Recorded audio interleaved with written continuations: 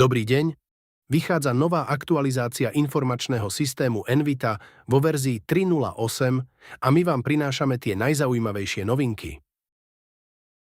Je možné založiť subjekt typu zahraničná firma s prevádzkarňou na slovenskej adrese. Najprv je potrebné v nastavení programu túto funkciu povoliť, potom pri tvorbe subjektu typu zahraničná firma je možné vybrať do kolónky štát Slovensko. Modul Odpady. Bolo sprístupnené tlačidlo Export ISOch pre tvorbu XML súboru s ohlasovaním za rok 2025. S touto funkciou súvisí aj kontrola na kompletne vyplnené parametre ohlásenia. Na nevyplnené parametre upozorňuje červený výkričník pri problematickom záznamu. Ide napríklad o štatutárneho zástupcu a ďalšie povinné položky. S vyplnením parametrov pomôže Envita pomocou tlačidla Kópia zo subjektov.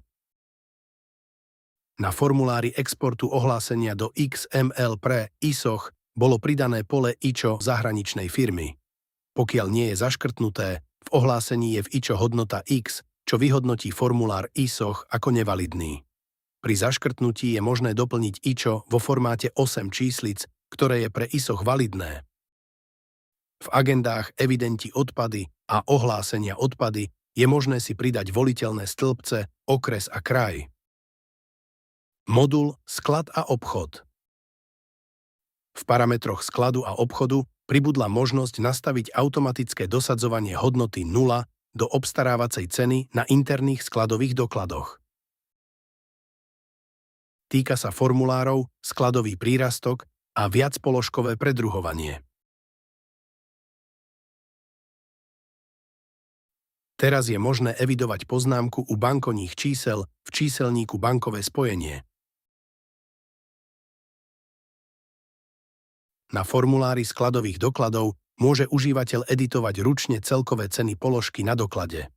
Jednotková sa potom dopočíta. Ak je na sklade nastavený limit na subjekt s vybranými skladovými položkami a táto kombinácia sa objaví na skladovom doklade príjemky, zobrazí sa po vyplnení množstva nový stĺpec limit, ktorý zobrazuje, či daný subjekt odovzdáva odpad ešte pod limitom, alebo ho už prekračuje.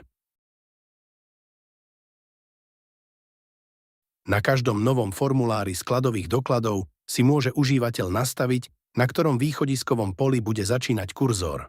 Nie je tak potrebné po každom spustení formulára myšou klikať do poľa, kde chce začať písať. Novinkou je tiež tlač poznámky skladového dokladu na podklad na fakturáciu.